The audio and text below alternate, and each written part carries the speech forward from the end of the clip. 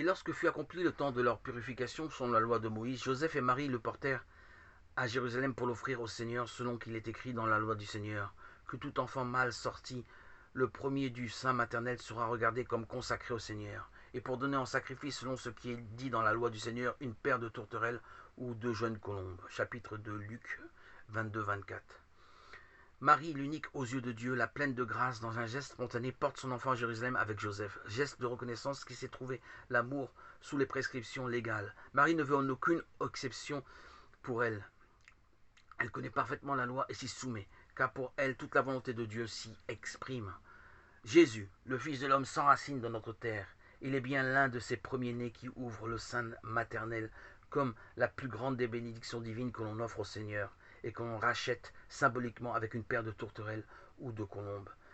Les paroles de Siméon que la Vierge Marie nous rapporte trahissent son âme. Car si le chant du vieillard Siméon s'est gravé dans son cœur au point qu'elle a pu en transcrire les strophes à Luc, c'est bien parce que sa description du Sauveur répond à son attente. Et l'on comprend la fierté de cette mère à l'écoute des paroles étranges et mystérieuses au sujet de son fils.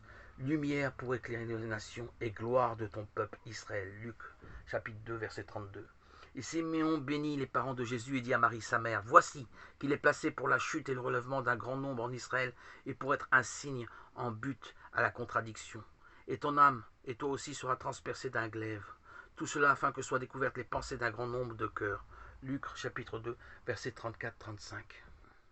Mystérieuse influence de la Vierge dans le mystère de notre rédemption. La voici pleinement associée à l'action du Sauveur. Ce salut annoncé à toutes les nations. Siméon les voit déjà jouant un rôle de premier plan aux côtés de son fils. Sa souffrance est déjà regardée comme source de salut et la croix la base de son action. Jésus reste un signe de contradiction. On le regarde toujours comme un imposteur, mais si on lui jette des fleurs, l'orgueil de l'homme rationaliste ne peut admettre ce salut venu du transcendant.